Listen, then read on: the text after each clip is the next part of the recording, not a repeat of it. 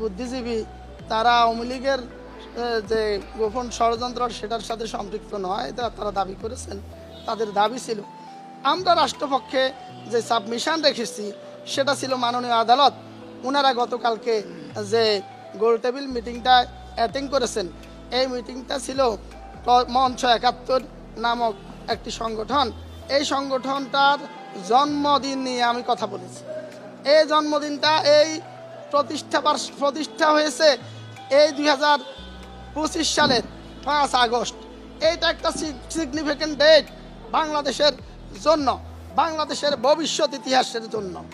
কারণ এই দিনে ৮০০ বছর পর সেই আরেকজন এই বাংলার শাসক যিনি পালিয়ে গিয়েছেন বাংলাদেশের জমিন থেকে, তিনি চিরতরে হারিয়ে গিয়েছেন।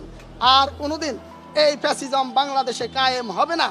সেই হারিয়ে যাওয়া পালিয়ে যাওয়া ফ্যাসিস্ট সাবেক স্বৈরাচার প্রধানমন্ত্রী শেখ হাসিনাকে পুনরায় বাংলাদেশে ফিরিয়ে আনার জন্য এই আসামিরা গোপন ষড়যন্ত্রের অংশ হিসাবেই, হাসিনাকে ফিরিয়ে আনার নীল নকশার অংশ হিসাবেই এই মিটিংটা একত্রিত হয়েছে।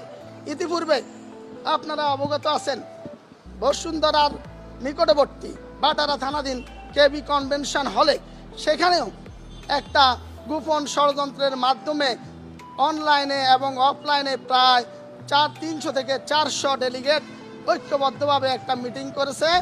সেই ওয়ার্কশপ মিটিংয়েও একই উদ্দেশ্য ছিল শেখ হাসিনাকে আগস্টের মধ্যে ফিরিয়ে আনা। আর আজকে তাদের যে ৫ আগস্টে যে মঞ্চ ৭১ জন্মগ্রহণ করেছে, সেই মঞ্চ ৭১-এর ব্যানারে ঢাকা বিশ্ববিদ্যালয়ের বেশ কয়েকজন শিক্ষক, তন্মধ্যে একজন এখানে অ্যারেস্ট হয়ে এসেছেন, জনাব কার্জন সাহেব, আইন ডিপার্টমেন্টের শিক্ষক, এবং সেখানে মেজবা কামালের নামও এসেছে, জেডাই খান পান্নার নাম এসেছে, আইনজীবী নেতা। উনি মূলত শেখ হাসিনাকে ফিরিয়ে আনার মূল নীল নকশাকারী। উনার আমন্ত্রণেই এই বাংলাদেশের নাস্তিক এই লতিফ সিদ্দিকী, উনার আরেক ভাই আছেন কাদের সিদ্দিকী, উনারা মূলত প্রত্যেকেই সাবেক আওয়ামী লীগার। আপনারা অবগত আছেন, আমরা আদালতকেও বলেছি যে এই দেশের আওয়ামী লীগ কখনো আওয়ামী লীগকে ভুলে যায় না।